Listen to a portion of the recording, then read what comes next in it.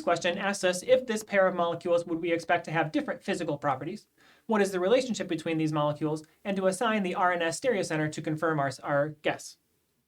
These two molecules have only one stereocenter and it changes, so these two molecules are enantiomers. That's the answer to the second question. Because they are enantiomers, we expect them to have the same chemical and physical properties,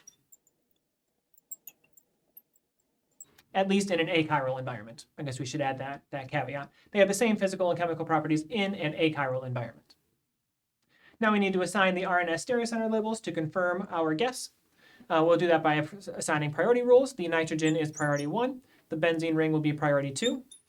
The methyl group will be priority 3. And the implied hydrogen will be priority 4. That implied hydrogen is on a wedge.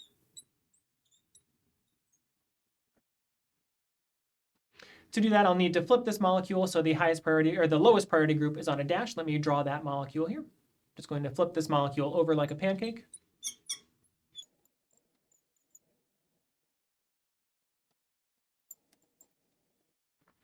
Now that I've reoriented the molecule so that the number 4 group is on a dash, I can ignore the number 4 group and draw an arrow from 1 to 2 to 3, ignoring group number 4. This is a counterclockwise arrow, so this stereocenter is an S stereocenter.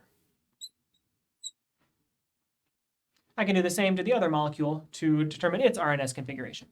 The nitrogen is priority 1, the benzene ring is priority 2, the methyl group is priority 3, and the implied hydrogen, which is on a dash, is priority 4.